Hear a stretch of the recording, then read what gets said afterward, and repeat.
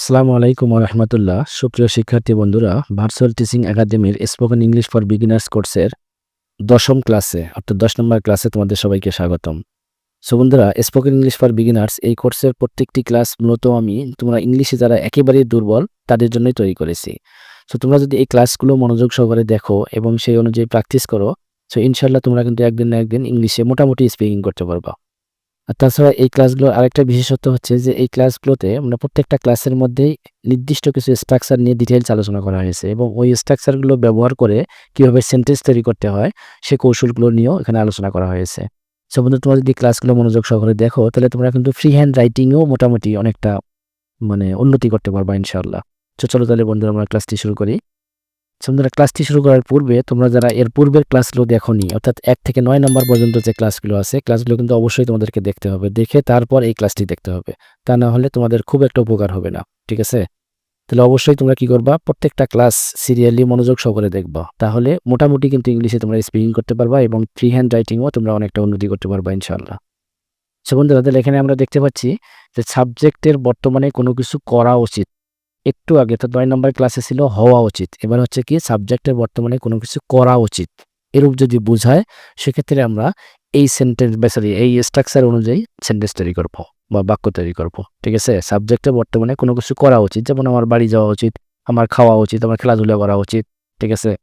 বা আমার স্কুলে যাওয়া উচিত। এই ধরনের যে সাবজেক্টের বর্তমানে কোনো কিছু করা উচিত, এই সেন্টেন্সগুলো আমরা এই স্ট্রাকচার ফলো করে তৈরি করব। ঠিক আছে? প্রথমে লিখব সাবজেক্ট, তারপর শুড লিখব, তারপর V1 মানে যা করা উচিত। ঠিক আছে?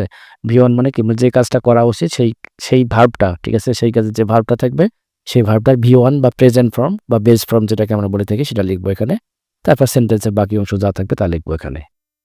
তো চলো তাহলে বন্ধুরা আমরা ক্লাসটি আমরা সেন্টেন্স কিভাবে তৈরি করতে হয় এই স্ট্রাকচার অনুযায়ী সেটা আমরা দেখবো এখন। সো ফার্স্ট অফ অল আমরা এই স্ট্রাকচার ইউজ করে অ্যাফার্মেটিভ সেন্টেন্সগুলো কিভাবে তৈরি করা যায়, হ্যাঁবোধক বাক্যগুলো কিভাবে তৈরি করা যায় সেটা আমরা দেখব। সো অ্যাফার্মেটিভ সেন্টেন্সের জন্য যে স্ট্রাকচারটি আমরা এখানে দেখতে পাচ্ছি সেটা হচ্ছে কি, প্রথমে লিখব সাবজেক্ট, তারপর শুড, তারপর V1 মানে যা করা উচিত, তারপর বাকি অংশ। সো V1 কি সেটা তোমরা একটু আগে দেখলা। সো আমার বাড়ি যাওয়া উচিত। ঠিক আছে? আমার বাড়ি যাওয়া উচিত। তাহলে এখানে সাবজেক্ট হচ্ছে আমার মানে আই। তাহলে সাবজেক্ট হচ্ছে কি আই, তারপর শুড, তারপর হচ্ছে কি করা উচিত, বাড়ি যাওয়া উচিত। যাওয়ার ইংলিশ হচ্ছে গো। তাহলে গো এর বেস ফর্ম বা প্রেজেন্ট ফর্ম আছে বা V1 ফর্ম আছে গো। তাহলে আই শুড গো হোম, আমার বাড়ি যাওয়া উচিত। ঠিক আছে? তো দেখো যে সাবজেক্ট আই, শুড, তারপরে যে V1, তারপর হচ্ছে কি যে বাকি অংশ যেটা আছে হোম, এটা আমি এখানে লিখেছি। ঠিক আছে? ঠিক একইভাবে আমাদের নিয়মিত স্কুলে যাওয়া উচিত। তাহলে এখানে আমাদের বলতে সাবজেক্ট হচ্ছে উই, তারপর কি লিখবো শুড, তারপর কি দেখো V1 মানে কি করা উচিত, স্কুলে যাওয়া। যাওয়ার ইংলিশ হচ্ছে কি গো। ঠিক আছে? তাহলে we should go to school নিয়মিত। ঠিক আছে? নিয়মিত মানে কি, যে নিয়মিত ইংলিশ হচ্ছে রেগুলারলি। তাহলে we should go to school regularly, আমাদের কি নিয়মিত স্কুলে যাওয়া উচিত। সো বন্ধুরা, নেক্সট যে সেন্টেন্সটি আমরা দেখতে পাচ্ছি, সুমনের মনোযোগ সহকারে পড়াশোনা করা উচিত। তাহলে এখানে সাবজেক্ট হচ্ছে সুমন, তারপর শুড, তারপর কি পড়াশোনা করার ইংলিশ আছে স্টাডি। তাহলে স্টাডি ভার্বের V1 বা বেস ফর্ম হচ্ছে কি স্টাডি।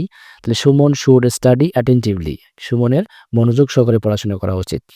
ঠিক আছে? তারপর তোমার বড়দের সম্মান করা উচিত। তাহলে তোমার এখানে সাবজেক্ট হচ্ছে ইউ, তোমার মানে হচ্ছে কি ইউ সাবজেক্ট। তাহলে সাবজেক্ট লিখলাম ইউ, তারপর যে শুড, তার সম্মান করা ইংলিশ হচ্ছে কি রেসপেক্ট, তারপর বড়দের আছে দ্য এল্ডার্স। তাহলে you should respect the elders, তোমাদের বড়দের কি সম্মান করা উচিত বা তোমার বড়দের সম্মান করা উচিত। সো বন্ধুরা, এখন আমরা এই স্ট্রাকচারটি ফলো করে নেগেটিভ সেন্টেন্স কিভাবে তৈরি করা যায় সেটি দেখব। সো নেগেটিভ সেন্টেন্স তৈরি করার জন্য আমরা যে স্ট্রাকচারটি ফলো করব সেটি হচ্ছে, প্রথমে লিখব সাবজেক্ট, তারপর শুড, তারপর নট, তারপর V1 মানে যা করা উচিত নয়। ঠিক আছে? ভার্বটা লিখবো, ভার্বের বেস ফর্ম লিখবো, তারপর বাকি অংশ যা আছে তা লিখবো। সো আগের স্ট্রাকচারটাই কিন্তু আমি এখানে লিখেছি, শুধু একটা শুড এবং V1 এর মাঝখানে একটা নট ঢুকে গেছে, কারণ এটা নেগেটিভ সেন্টেন্স হলে তো অবশ্যই নট ইউজ করতে হবে, নট নো এগুলোতে ইউজ করতে হবে। ঠিক আছে বন্ধুরা? সো আমরা এখন এক্সাম্পল দেখবো। দেখো, আমার বাজারে যাওয়া উচিত নয়, আমার বাজারে যাওয়া উচিত নয়। তাহলে নেগেটিভ সেন্টেন্স এটা। তাহলে প্রথমে লিখবো সাবজেক্ট আমার ইংলিশ হচ্ছে কি আই, তারপর শুড লিখলাম, তারপর এই যে নট এখানে লিখলাম, তারপর যাওয়ার ইংলিশ হচ্ছে গো, এর বেস ফর্ম বা প্রেজেন্ট ফর্ম হচ্ছে গো। তাহলে I should not go to market, আমার বাজারে যাওয়া উচিত নয়। নেক্সট সেন্টেন্সটি হচ্ছে কি, দেখো, আমাদের সময় নষ্ট করা উচিত নয়। তাহলে আমাদের সাবজেক্ট হচ্ছে কি, আমাদের ইংলিশ হচ্ছে উই, সাবজেক্ট হচ্ছে এখানে উই, তারপর শুড, এই যে শুড, তারপর নট, তারপর V1 হচ্ছে কি নষ্ট করা, সময় নষ্ট করা ইংলিশে ওয়েস্ট, ঠিক আছে। উই শুড নট ওয়েস্ট কি সময়, time. We should not waste time মানে কি আমাদের সময় নষ্ট করা উচিত নয়। ঠিক একইভাবে সুমনের খারাপ বন্ধুদের সাথে মেশা উচিত নয়।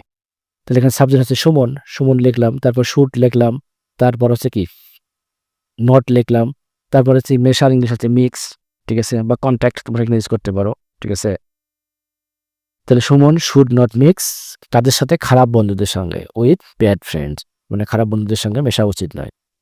তারপর তোমার বড়দের অসম্মান করা উচিত নয়, ঠিক আছে। তার তোমার ইংলিশ হচ্ছে সাবজেক্ট হচ্ছে ইউ, সাবজেক্ট লিখলাম ইউ, তারপরে যে শুড, তারপরে নট, তারপরে হচ্ছে কি করা উচিত নয়, অসম্মান করা। তাহলে অসম্মান করা ইংলিশ হচ্ছে ডিজনার, তাহলে ইউ শুড নট ডিজনার বড়দের, দ্য ইল্ডার্স। তাহলে you should not dishonour the elders, তোমাদের বড়দের অসম্মান করা উচিত নয়। সো বন্ধুরা আশা করি বুঝতে পারছো। সো নেক্সট যে স্ট্রাকচারটি আমরা দেখবো সেটা হচ্ছে ইন্টারোগেটিভ সেন্টেন্স, অর্থাৎ এই স্ট্রাকচার ফলো করে ইন্টারোগেটিভ সেন্টেন্স আমরা কীভাবে তৈরি করবো সেটা আমরা এখন দেখবো। সো ইন্টারোগেটিভ সেন্টেন্স তৈরি করার জন্য আমরা যে স্ট্রাকচারটি এখানে ফলো করবো সেটি হচ্ছে প্রথমেই লিখবো এবার শুড, ঠিক আছে। এর আগের সেন্টেন্সগুলোতে প্রথমে সাবজেক্ট ছিল, কিন্তু এবার আমরা কি লিখবো, প্রথমেই শুড লিখবো, শুডের পরে তারপর সাবজেক্ট লিখবো, তারপর V1 বা বেস ফর্ম যেটা করা উচিত বাকি অংশ লিখবো, ঠিক আছে। শেষে একটা কোশ্চেন মার্ক দিয়ে দেবো, ঠিক আছে বন্ধুরা। সো দেখো, আমার কি এই স্থান ত্যাগ করা উচিত, আমার কি এই স্থান ত্যাগ করা উচিত। তাহলে এখানে সাবজেক্ট হচ্ছে আমার মানে আই, সাবজেক্টটা হচ্ছে আমার আই। তাহলে প্রথমে লিখবো শুড লিখলাম, তারপর কি আছে সাবজেক্ট, সাবজেক্ট হচ্ছে কি আমার মানে আই, তারপরে আছে কি ত্যাগ করা ইংলিশ হচ্ছে লিভ। তাহলে শুড আই লিভ এই স্থান, ঠিক আছে। দেখো হচ্ছে এই স্থান হচ্ছে দিস প্লেস, তাহলে should I leave this place মানে আমার কি এই স্থান ত্যাগ করা উচিত। তারপর দেখো, আমাদের কি সুমনের সাথে দেখা করা উচিত, ঠিক আছে। তাহলে এখানে সাবজেক্ট হচ্ছে কি আমাদের মানে হচ্ছে উই, সাবজেক্ট হচ্ছে আমাদের উই। তাহলে প্রথমে শুড লিখলাম, ঠিক আছে, শুড, তারপর সাবজেক্ট হচ্ছে উই, তারপর দেখা করা ইংলিশ হচ্ছে কি মিট, কার সঙ্গে দেখা করবে, সুমনের সাথে। তাহলে শুড উই মিট সুমন, আমাদের কি সুমনের সাথে দেখা করা উচিত। তারপর হচ্ছে কি দেখো, সুমনের কি ফুটবল খেলা উচিত, তাহলে এখানে সাবজেক্ট হচ্ছে সুমন, ঠিক আছে, সাবজেক্ট হচ্ছে এখানে সুমন। তাহলে প্রথমে লিখবো কি শুড লিখলাম, তারপর সাবজেক্ট হচ্ছে কি সুমন, তারপর হচ্ছে কি খেলার ইংলিশ হচ্ছে প্লে, ঠিক আছে।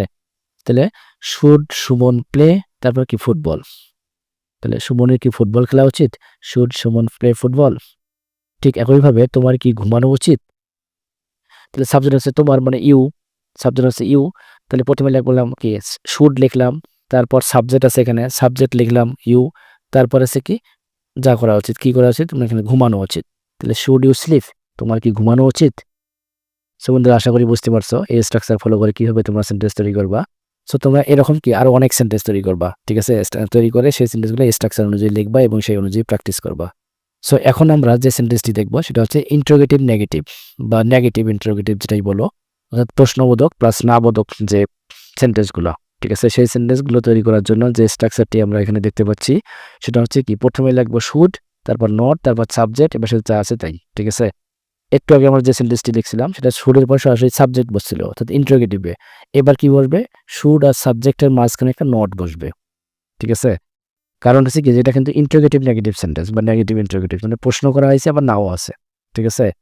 তো দেখো এখানে আমরা যে এক্সাম্পলগুলো দেখতে পাচ্ছি, ফার্স্ট যে এক্সাম্পলটি আছে সেটা হচ্ছে আমার কি এই স্থান ত্যাগ করা উচিত নয়, আমার কি এই স্থান ত্যাগ করা উচিত নয়। দেখো কি আছে, নয় মানে না আছে, মানে কি প্রশ্নও আছে নাও আছে, দুইটাই আছে, যার কারণে এই সেন্টেন্সটা আছে কি ইন্টারোগেটিভ নেগেটিভ সেন্টেন্স।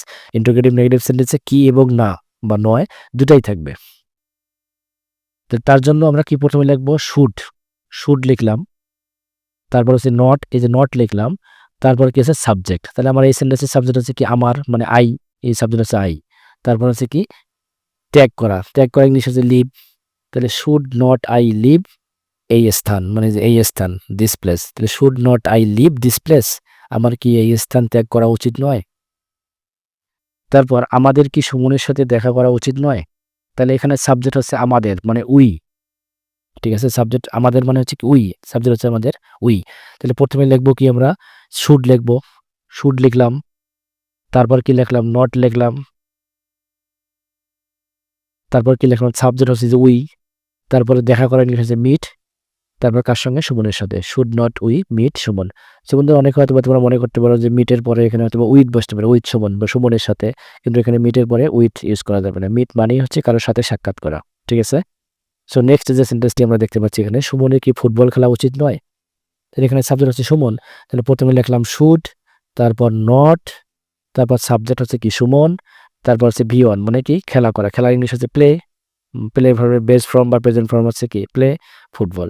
তো should not Suman play football? সুমনের কি ফুটবল খেলা উচিত নয়? ঠিক একইভাবে তোমার কি ঘুমানো উচিত নয়? তাহলে এখানে সাবজেক্ট হচ্ছে তোমার মানে ইউ। তাহলে প্রথমে লিখবো শুড, তারপর কি? নট, সাবজেক্ট হচ্ছে কি? ইউ। আর ঘুমানোর ইংলিশ হচ্ছে sleep. Should not you sleep? তোমার কি ঘুমানো উচিত নয়? সো বন্ধুরা আশা করি বুঝতে পারছো। সো আজ এ পর্যন্তই। পরবর্তী ক্লাস দেখার আমন্ত্রণ জানিয়ে আজকের ক্লাসটি আমি এখানে শেষ করলাম। আল্লাহ হাফেজ।